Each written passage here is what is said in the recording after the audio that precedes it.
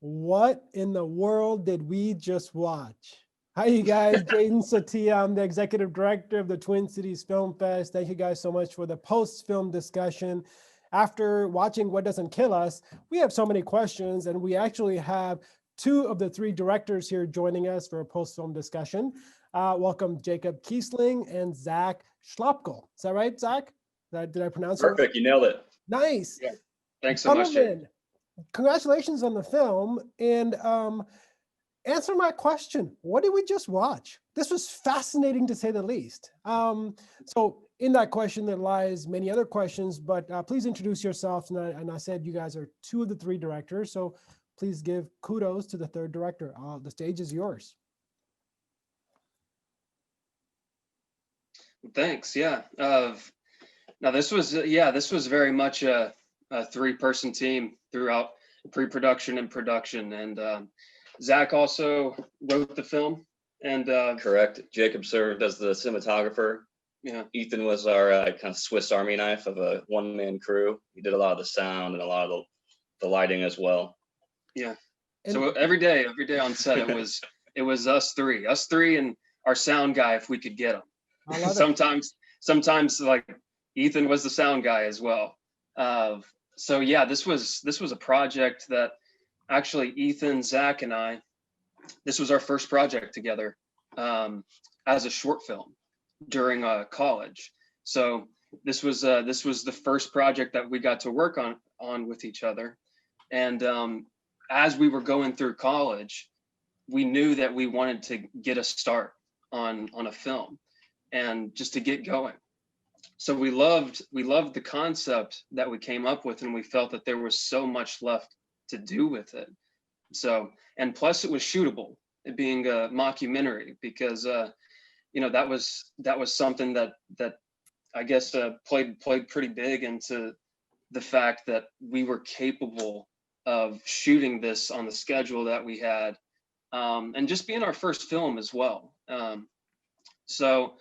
So yeah, it was just a matter of, let's make a movie. Let's make something that's that's actually doable for us and can be held to, I guess, a certain standard. And we wanted to be able to meet that standard. And the mockumentary format really helped us with that. So yeah, to answer your question, what did you just watch? Go ahead. I was going to say what you just watched was three college seniors using every single resource and exhausting every single friend that they had.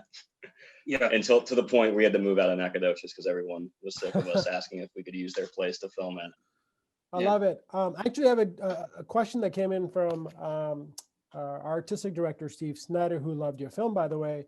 And one of his questions was, you're skewing in horror genre as well as situational comedy on top of it being a mockumentary. What came first when you're thinking about making the film from paper to visual, whether it be from the short to the feature or from pen to paper and actually making the first short? What came first?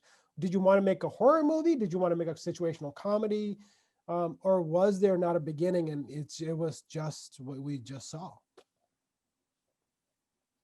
I think it's situational comedy, right? Yeah. I think that was the whole inspiration behind it. I really wouldn't say our movie has many horror elements. We kind of tease at it a few times just because, the fact just because of the zombie component. But I understand what you're saying. Yeah. Yeah. But it was definitely a situational comedy, and we're all big fans of The Office. And when we were writing and pitching this for the first time, back when it was first a short, or like sophomore years of college, that was it's basically an Office ripoff. Yeah, it was peak.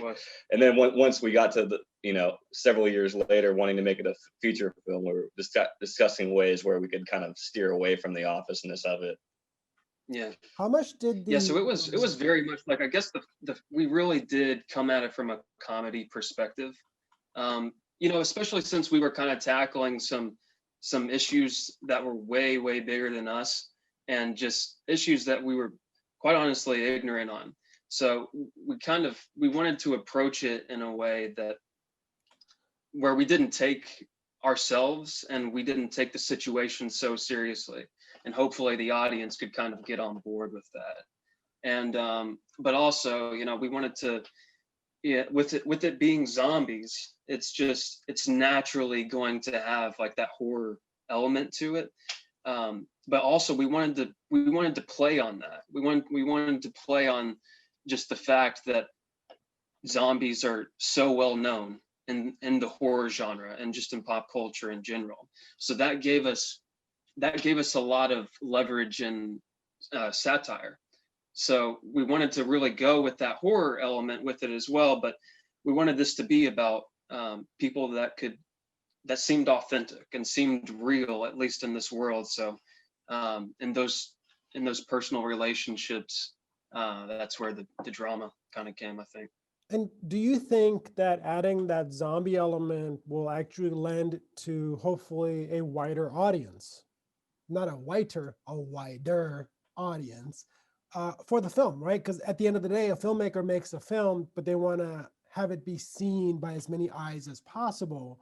So do you think that having that, again, everybody knows zombies or so many zombie shows, do you think that lends to that, having a bigger audience come and watch your film? We sure hope so. It's not lost on us that there's a giant zombie audience out there that, you know, live and breathe that stuff, so to speak. So we hope that those fans find enough of the zombie humor and, you know, the culture of those kind of movies packed into ours. Yeah, and I guess the hope as well is that it kind of plays on both ends of that spectrum, where zombies have a very specific core audience where people will just always show up for a zombie movie, and but on the other end, everybody knows zombies, you know. So it is capable of reaching kind of everyone in that way while maintaining a core audience, hopefully, anyways. Do you, again, the people who are watching this post-film discussion have already seen the film. Do you have a favorite scene or sequence that either came out organically, or it was just so the actors brought it up in a much more enhanced way? Can you guys, do you guys have a favorite day on set or something that people can go back, oh yeah, I remember that scene, and, you know, give a little insight into that scene or what took place? I don't know if I have a favorite day on set, because honestly I don't remember it.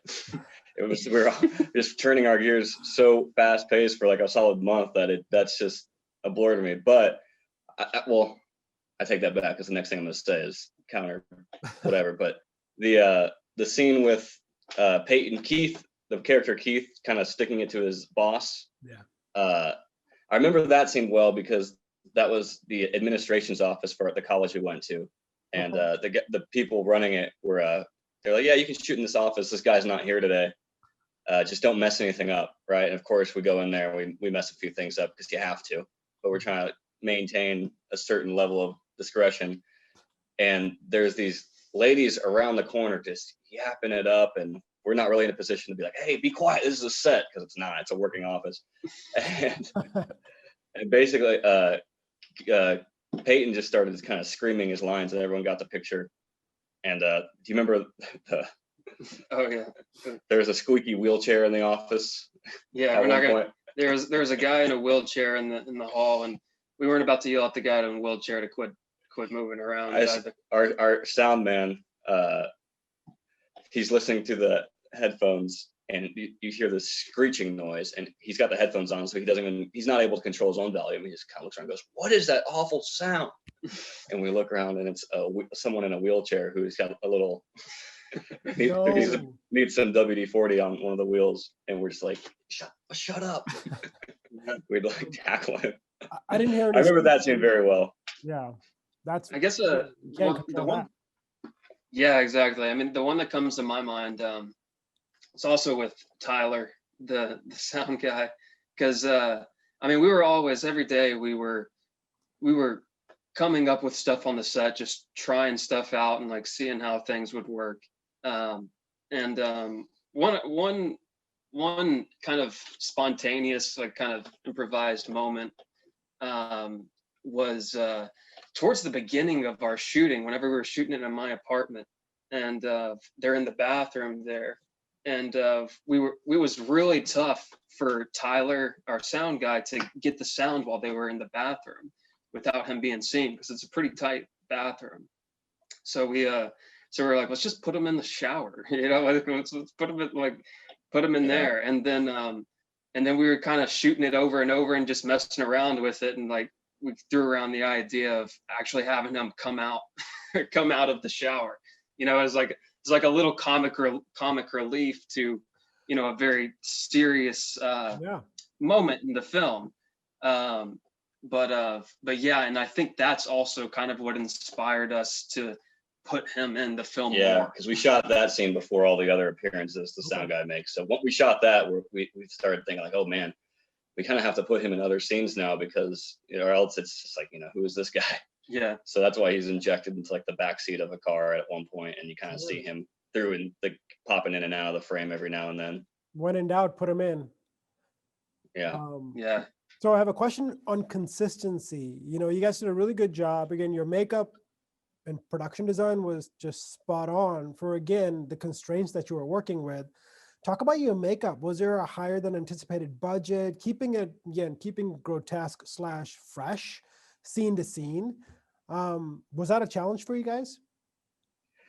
Very much so. I was also the unofficial makeup artist on the set. So if you notice, the two main people, the two main necrosapiens we follow, Keith and Jeremy, their makeup is not very intricate in terms of big wounds or gashes, and that was strictly for continuity, because we were using them 12, 13, 14 days.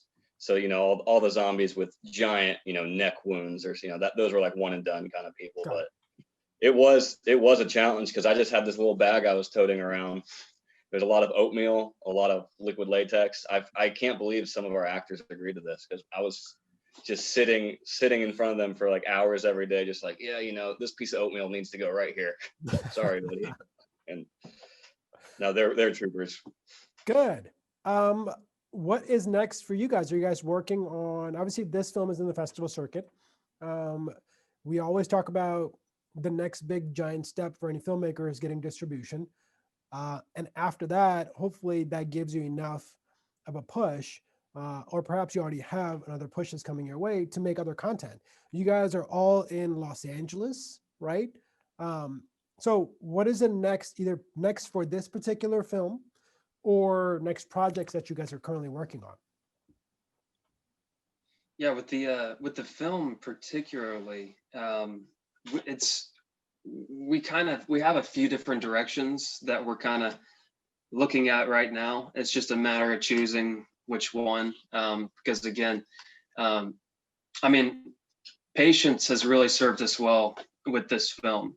Like we've been working on it since we were shooting it in 2015. So we're not about to jump into anything distribution wise, and but it's something that's always at the forefront of our mind now.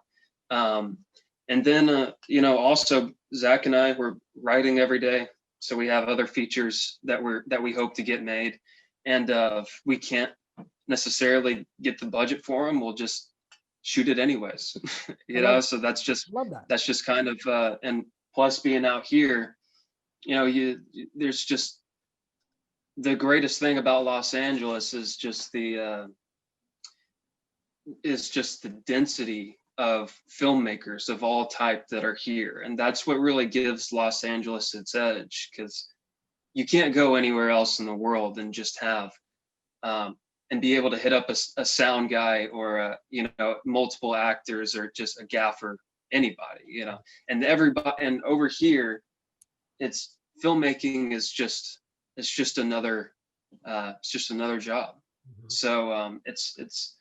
So it's keeping easy. that, we know we have the resources available to make another film. So we're absolutely going to do that at some point, no doubt in our mind, and just hopefully be able to use the momentum that took so long for us to get on this film, and not let that sort of die down after this, and just keep the ball rolling. Well, kudos to you guys. You guys did an incredible job with this film. It is certainly a labor of love. We loved programming it. We are so happy that people are watching it. So if you're generals and everybody who just watched the movie are your soldiers in your platoon and your battalion, what is the call to action for your soldiers? For everybody who just watched this movie, who loved it, how can they support you? How can they support the film? The stage is yours to tell them what to do for you for the film. Well, yeah, I guess the main thing would be to, I mean, we have a couple of social media platforms, Facebook and Twitter, to keep up with. And the reason that's important is because, I mean, it's kind of, from what I understand, like distribution is largely about timing. So whenever we do come to that point where we want to share the film with everyone in one way or the other, it's really important to be able to make that known to people and as many people as possible. So if we can, like, whenever we do finally get the film out there and we can get retweets or like shares on Facebook, that's huge. Like, that's huge for a small film like ours. So please, if you have Twitter, follow us at WDK Movie. Yeah. And we'll also put it at the bottom of the this recording as well, and process the entire recording so people can again tap into that resource. Gentlemen, thank you guys so much for making this film. Thank you so much for being part of our festival. Thank you so much for a post-film discussion. I look forward to your future projects and showcasing it. Congratulations, and stay safe and be well. You too. Thanks for having us. We're super grateful, and thank you everybody for watching this thing and sticking around. We're glad to have you on board.